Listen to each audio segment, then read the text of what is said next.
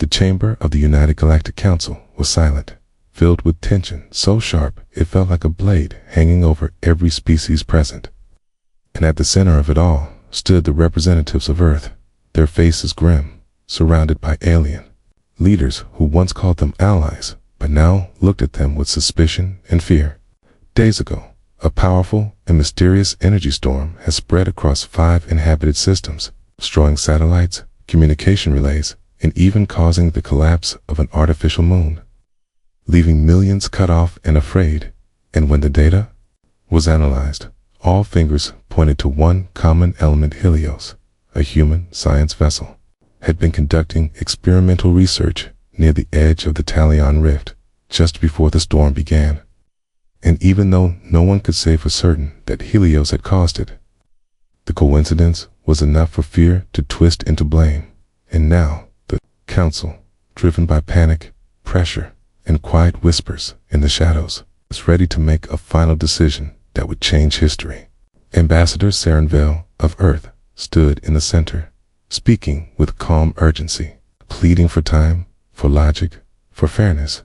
But her voice was drowned by the anger of others who had lost colonies, trade routes, and family. And one by one, the votes were cast, holographic sigils lighting up in red across the council floor, sealing humanity's fate by majority vote. Earth and all human colonies were to be banished from council space, stripped of rights, communication, and protection under a level 0 threat designation, the most severe label reserved for species deemed too dangerous to remain in civilized company. And as the final vote was cast, Saren's voice trembled, not with fear, but frustration, as she whispered that this would not bring peace, because something deeper had gone wrong, something no one had yet seen, on the other side of the galaxy, light years away. The research ship Helios crawled back into real space after an emergency jump, its hull scorched and cracked from the storm it had barely escaped, with Captain Myra Holt staring at the flickering console, confused by garbled messages and half-failed systems, only to receive the official transmission from the Council. Helios was listed as the cause of a galactic incident, and all human vessels were to be seized or destroyed, and her own crew were now enemies of the galaxy. Disbelief turned quickly into action as Myra shut down all external transmissions and ordered a black alert, the ship slipping into deep stealth mode while they tried to piece together what had gone wrong. And, in their damaged logs, they found strange anomalous shifts in energy that didn't match their own experiments, foreign code embedded in the sensors, and even signs that their systems had been tampered with remotely before the incident. Yet none of this mattered now, because the Council had already judged them, and Earth was no longer safe. The crew argued over what to do: return home and face arrest, go dark and disappear, or search for proof of their innocence. And, in the end, Myra chose to find the truth, even if it meant risking everything, because the storm that the Council feared was not caused by humans, and someone wanted them out of the picture for a reason no one yet understood. Across human space, panic spread as ships were denied entry to Council gates. Trade halted, defense grids lost their authorization codes, and colonies on the edge began to suffer without supplies or aid, while in hidden corners of the stars, other beings watched from the shadows, satisfied that the plan had worked, that in the chaos and fear, humanity had been cast out too quickly for anyone to notice the lie beneath the evidence. And now, with humans scattered and silenced, the next phase could begin. But what they hadn't counted on was Mira's determination, or the resilience of a species that had survived its own wars and climbed out of its own ruins more than once. And, as Helios drifted silently through forgotten star lanes, Mira made a promise to herself and her crew: they would uncover the truth, return home, and make the galaxy see what really happened, no matter how long it took or how far they had to go. Because this wasn't just exile, it was a betrayal, in one way or another. They would make it right. The Helios drifted quietly through the edge of Council space, far from known patrol routes. Hiding in the darkness between stars, its engines cold and its lights dimmed to avoid detection, while inside the ship, Captain Myra Holt stood over the central table in the command room, her eyes scanning fragments of corrupted data pulled from the storm event. Each line of code bringing more confusion than answers, and her crew, once hopeful scientists and explorers, now sat in silence or whispered in worried tones. No longer researchers, but fugitives, their names added to Council bounty lists, with prices on their heads and orders to shoot on sight.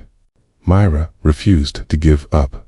Something was wrong, deeply wrong, and though she couldn't yet prove it, her instincts told her the storm had not been an accident, nor had it been caused by their experiment, because the strange signal they'd found, buried in the sensor logs, was not human, its frequency unfamiliar. And the pattern it formed looked like a message, not a natural burst of energy. And as Engineer Doran tried to recover more of the corrupted memory banks, the pieces began to come together slowly. There had been a second signal, just before the storm, one masked in a false signature that made it appear like a flare from Helios, but on closer analysis, they saw traces of a different encryption. One used by the Valari, a species known for their intelligence and deep roots in Council politics. But never suspected of hostility. Myra couldn't understand why the Valari would frame humanity, less there was a hidden reason, a deeper motive buried beneath the surface. And as they floated in silence, trying to repair the damage and stay ahead of patrol scans, they picked up a distant communication pulse-coded message bouncing from one system to another, with layers of encryption that only someone familiar with human tech could notice. And when Doran cracked a part of it, they found a warning. The truth lies in the corridor. They will come for you before you find it. The message came from someone who called themselves Argent, with no traceable origin. And Myra knew they couldn't return to Earth through normal means. It's not with the Council watching every gate and listening to every channel. So she made a bold decision to take the old smuggler routes, forgotten paths that twisted through asteroid belts, unstable wormholes, and pirate-controlled sectors. A path dangerous enough that few dared use it, but it was their only chance to return to Earth without alerting the entire galaxy. As Helios slipped into the ancient trade corridor, Myra's mind raced. If the Valari had something to do with the storm, then what were they hiding? And why frame humanity now, just when Earth had been rising in influence and building stronger relations with outer systems? The journey was slow and dangerous, the ship groaning through tight turns and gravitational pulls. And in one sector, they encountered a salvage gang, whose ship opened fire before even hailing, forcing Myra to push Helios through a collapsing plasma tunnel, barely making it through with engines burning hot and hull plating fractured. Every system on the ship screamed for attention, but there was no time to stop, and as they neared the Sol system, Myra received another message. This one clearer. They are watching. Earth Project Lighthouse still burns. And she knew then that someone on the planet had not given up. That resistance still flickered like a flame in the dark, and maybe, just maybe, they had allies left. Slipping past the final checkpoint, disguised as a derelict mining ship, Helios entered Earth orbit, its presence hidden from Council satellites by a cloaking field hacked together from old stealth modules and sheer desperation. And as Myra looked down at her home planet, she felt a strange mix of hope and sorrow. Hope because they had made it back. Sorrow because Earth was not the same, cut off from trade and power. Its cities dimmer, its skies quiet, and its people left to fend for themselves in isolation. Myra and her crew landed at an old underground facility in the Himalayan range, one used decades ago during the first deep space missions, now reactivated by a group of engineers, scientists, and former diplomats who called themselves the Lighthouse. name that reminded Myra of something guiding ships home through storms. Camp fitting, because Earth was in a storm of its own now. There she met Elias, her brother, who had been working with the lighthouse team to understand the true nature of the storm. And he showed her files stolen from Council Archives files that suggested the Valari had submitted the initial evidence that blamed Helios, and that several of their operatives had been placed in key roles across the Council just before the event. But more than that, Elias discovered something strange in the subspace patterns around the Stormman artificial corridor, recently opened by someone using technology far beyond anything the Council had approved, a shortcut through space that could explain the power surge. And Myra realized then that the experiment aboard Helios had been used as cover for something else. A hidden test masked as an accident, and the real cause had nothing to do with humanity. They now had a chance to clear their name, but it would not be easy, for Earth was still surrounded by blockades and watched by probes. And Mira knew that if the Valari learned what they had found, they would strike without warning to silence them before the truth reached the Council. Yet they had no choice. Too many had already suffered. Too many had lost hope. And if humanity did not stand now, they would never stand again. So Myra began work on a plan to return to Council space. Not as fugitives, but as messengers carrying proof of innocence and betrayal, knowing the risk, but also knowing that someone out there, someone named Argent, was helping them in the dark. And perhaps, just perhaps, not all of the galaxy had turned against Earth. Deep beneath the old Himalayan facility, where flickering lights cast long shadows across metal walls and dust hung heavy in the air, Captain Mira Holt stood beside her brother Elias as they stared at the holographic projection hovering above the command table, the data spinning slowly, showing energy signatures around the Talion rift that didn't belong to any known species. And the more Elias explained, the darker the truth became. Something or someone had used the rift to open an illegal subspace corridor. And it matched the timeline of the storm, but it wasn't Earth's doing, not even close.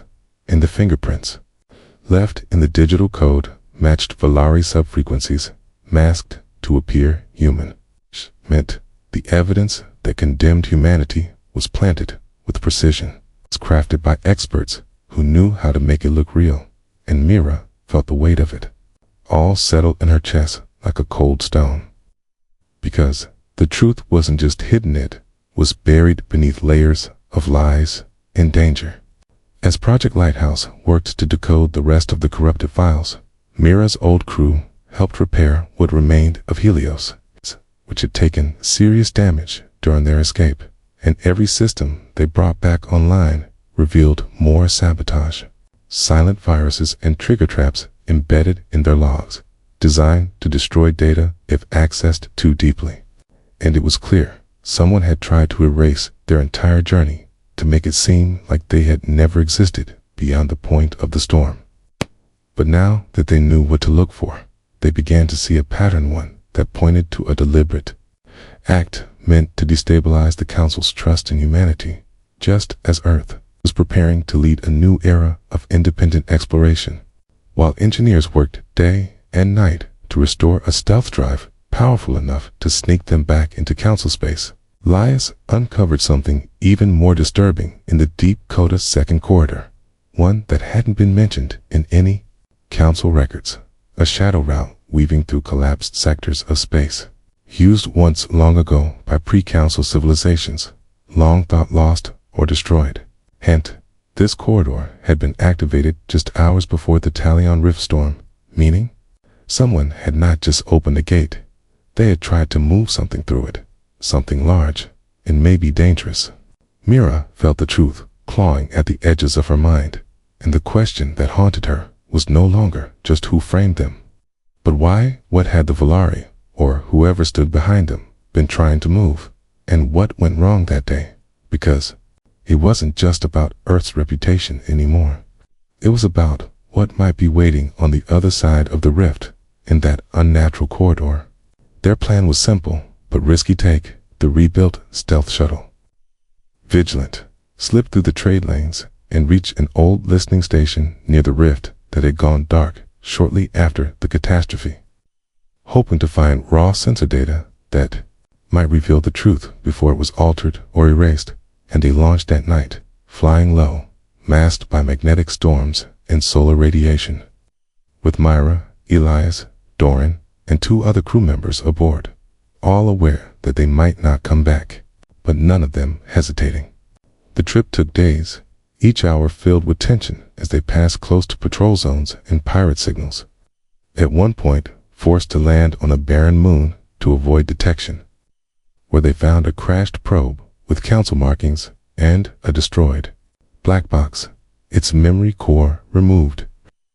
And Mira realized then that the council lore, someone using their resources, had been erasing every trace connected to the rift. Finally reaching the listening post, they found it powered down, its orbit decaying.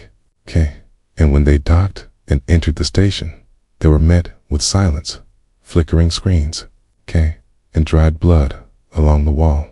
The crew, long gone, but no sign of battle, no breach, just quiet abandonment, as if someone had come, removed what they needed, and left the rest to rot.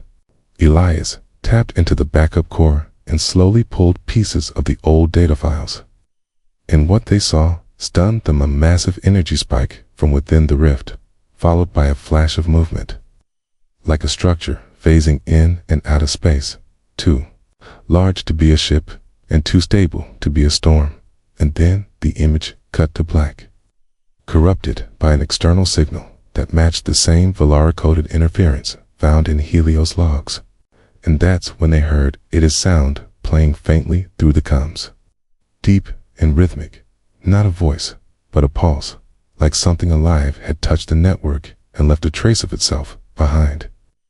Doran boosted the signal, and a single line of strange binary code emerged, followed by a repeating word, translated by the ship's language core: return.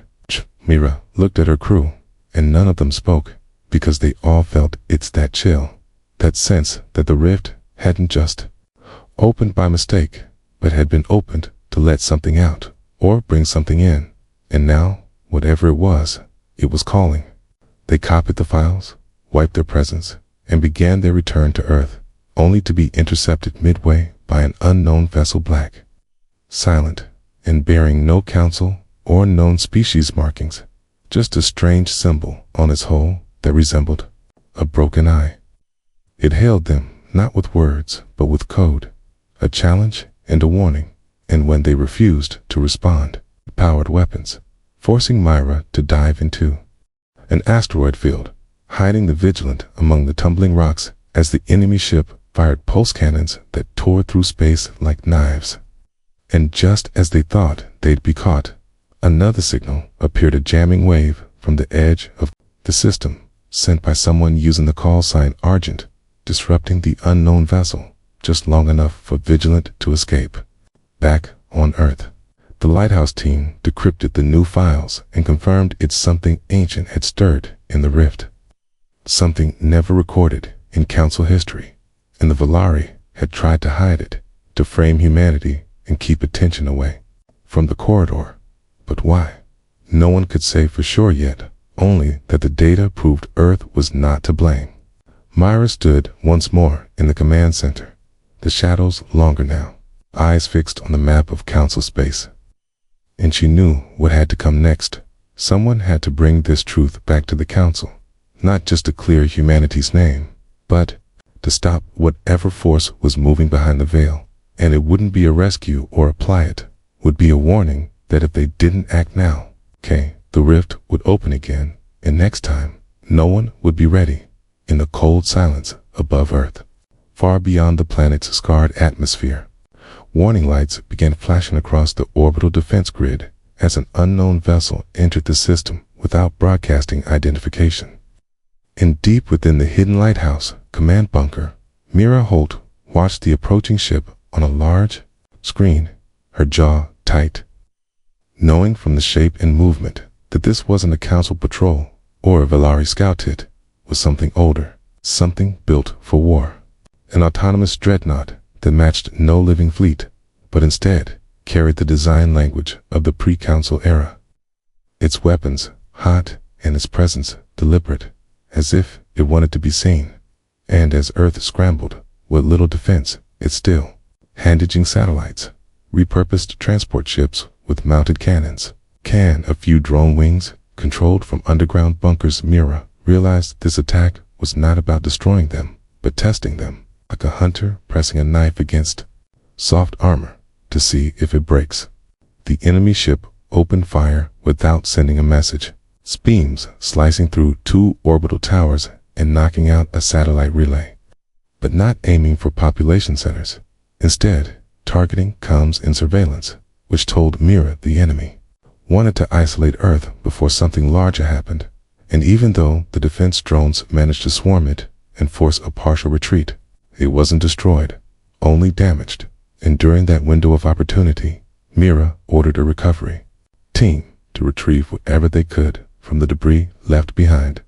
What they found was chilling a damaged AI core from one of the autonomous weapons, still humming with partial data, and when Elias and Doran linked it to their secure systems, they uncovered its origin route, the same hidden corridor activated before the rift storm, meaning this ship had come through that forbidden path. And worse, the control code embedded in its system matched Valari tech, masked under old encryption, which meant the Valari had not only caused the catastrophe, but had possibly awakened or unleashed something beyond the known galaxy, something they now could not control. Mira saw no choice. They had to act before another ship came through, before Earth was completely exposed. So she made the bold call to activate the construction plan Project Lighthouse had kept secret. It's a building of a stealth-capable cruiser, equipped with both human ingenuity and alien tech scavenged from black markets, broken probes, and old council trade code named the Resolute. The ship would be small but powerful, armed with an upgraded subspace drive, reinforced hull, and a data core carrying every file, every signal trace, and every fragment of truth they had gathered since Helios was blamed. As the crew worked day and night to complete the ship, Mira coordinated with the last human outposts, still functioning small colonies on Mars, Ganymede, and Titan, asking for help, for fuel, for parts, and many answered, some quietly, some openly, all knowing that if Earth fell, none of them would survive long in exile. And even as they moved supplies in secret, the unknown ship returned, its repairs faster than expected, its weapons stronger. And this time, it was not alone, bringing with it more craft of similar design, all flying in tight formation toward Earth's upper orbit. And Mira gave the order for a full engagement, directing Earth's defenses like a conductor leads an orchestra, pushing every remaining drone, cannon, and defense satellite into a last stand. The battle in orbit was chaos, red lights flashing across maps, explosions lighting up the darkness, screams over comms as unmanned drones were ripped apart. But humanity fought with more than machines. They fought with instinct, coordination, and courage, using improvised tactics and hidden traps, including remote asteroid mines and fake signal decoys. And though the battle left orbit burning and defense grids shattered, the enemy ships were driven off, one destroyed, the others retreating into deep space, leaving behind shards of armor and pieces of tech now burned into the minds of every engineer who witnessed it. In the aftermath, with Earth's sky full of debris and silence, Mira stood aboard the Resolute, its engines humming for the first time. And she looked to her crew, some from Helios, others from Lighthouse, and a few new recruits who had come from the scattered colonies, told them what came next. They would go back into council space, not as criminals, but as the bearers of the truth, carrying undeniable proof that the Valari had framed them, that something dangerous had crossed into known space, and that Earth had been nearly destroyed, trying to warn everyone. But as they prepared to depart, another signal arrived, faint and old, riding through encrypted back channels. It was from Argent, the mysterious ally who had helped them before. And this time, the message was clear. They know you are coming to. Council is being silenced from within. Send the signal before they shut it down. With no time to lose, Elias created a burst transmission containing the full data package, encrypted and tied to Mira's unique genetic signature. And as the Resolute launched from Earth under a cloak of jamming fields and solar interference, Mira sent the message straight toward the heart of Council space, knowing it would reach them before she did, and hoping someone on the inside still had the power to act. As the ship vanished into the stars, Earth stood wounded but defiant, its people shaken but awake, and behind Mira, a new message was etched into the hull of the Resolute, glowing faintly in blue. You judged us too soon. It was not a threat, not even a warning. It was a promise that humanity was not broken, it's only rising, and the real storm had only just begun. The Resolute moved like a ghost through the black sea of stars, hidden by its advanced stealth systems and silent engines, carrying Myra Holt and her crew deep into Council space, each member on board, aware that one wrong move could mean death, not only for them, but for all of Earth. And as they passed the outer rings of Velar-controlled zones, the ship picked up encrypted Charter Council debates, internal struggles, and rising protests sparked by the data transmission Mira had sent ahead, with fragments of truth now spreading through the systems like fire in dry fields, shaking the foundations of trust that the Valari had worked hard to build. And Myra knew the clock was ticking fast, because while some council worlds demanded an investigation, others, especially those influenced by Valari, called it disinformation, a human trick to gain sympathy. And among the noise, Mira spotted a named counselor, Varen, an old friend to Earth, who had gone silent after the banishment, but now seemed to be speaking again, the only encoded phrases hidden inside trade logs and shipping schedules, a method used only by spies and those afraid of being watched. Myra set a course for Denaris, a neutral trade station known for shadow meetings. Enter. In a quiet corner of a forgotten docking bay, she met with a small, hooded figure who removed their cloak to reveal Varen himself, older, tired, but eyes still sharp, and his voice was low as he warned her that the Valari had moved fast, taking over key council systems under the guise of emergency control, using fear of the rift and the false evidence against humanity to tighten their grip. And anyone who asked questions disappeared or was discredited. And now, with the old subspace corridors opening again, some believed the Valari were preparing for something far worse than simple power. They were preparing for war, not against Earth alone, but against any species that stood in their way. Varen gave Myra access codes to an archive on the Valari homeworld hidden data vault that might hold proof of the original plan, the creation of the fake corridor, and the purpose behind the storm. But the vault was buried deep inside a defense complex, surrounded by orbital weapons and patrolled skies.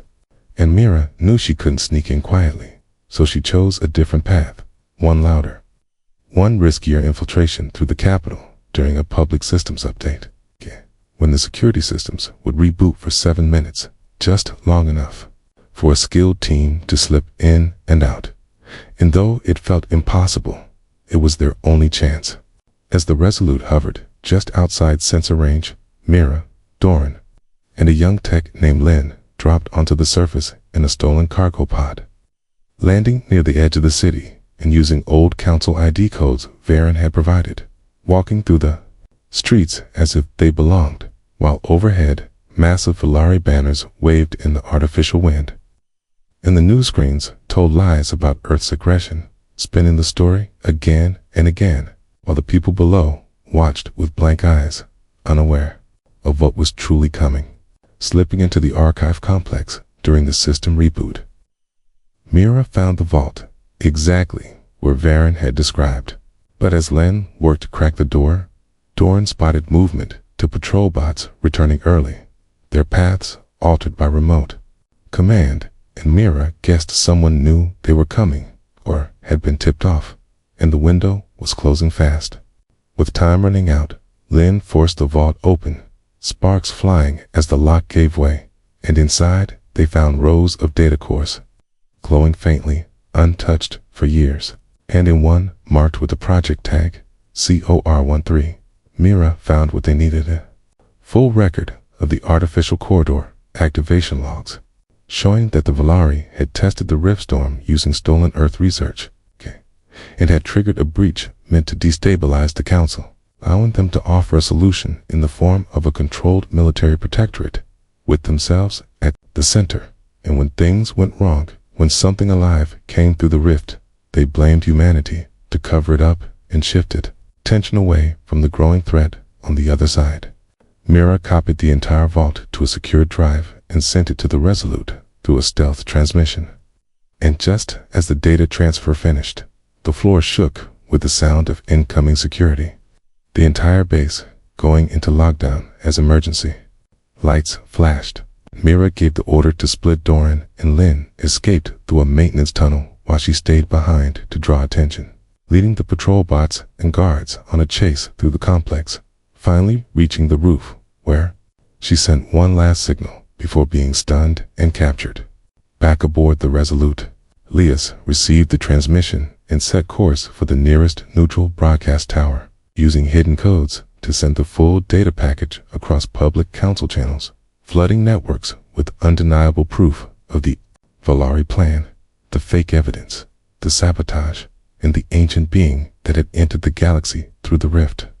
Its presence detected and recorded, but ignored, all for the sake of control. And as the files spread, something broke the silence that had protected the Valari shattered. Protests erupting on major worlds, counselors demanding a full emergency session, and for the first time in months, the truth became louder than the fear. Myra, imprisoned deep within the Valari fortress, watched from a small screen as riots spread, as allied species began to question everything, and though bruised and weary, she smiled, because the truth was out now, and nothing could stop it.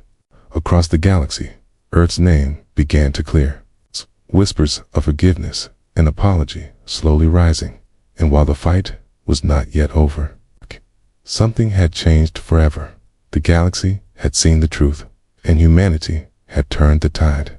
Myra Holt sat alone in the dark cell beneath the Valari High Court, bruised and weak, but her spirit unbroken, listening to the distant echoes of alarms and distant explosions as the world above began to turn against its rulers.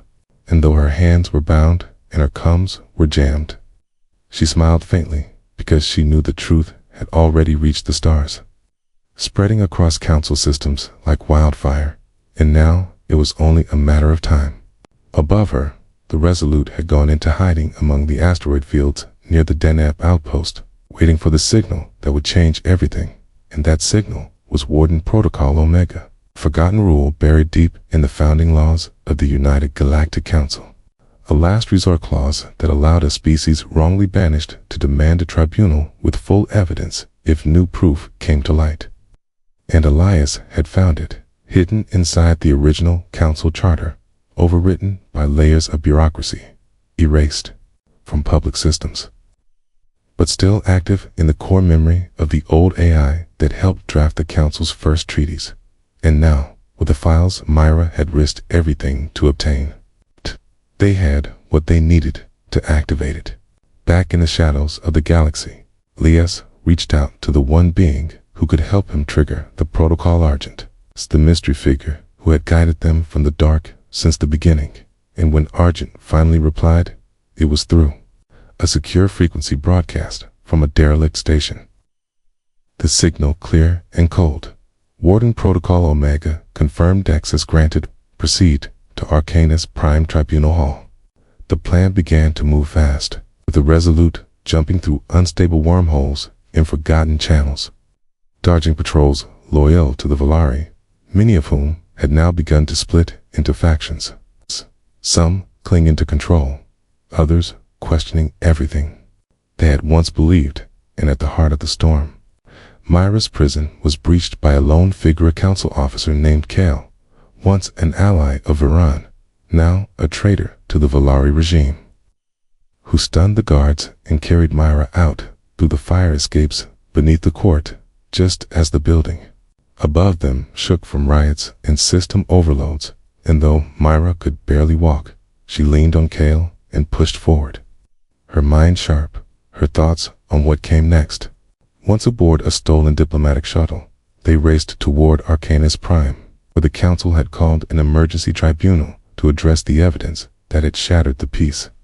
And every screen and every system now flashed with the message: new tribunal petition filed by humanity, charges of manipulation, sabotage, and biological risk concealment.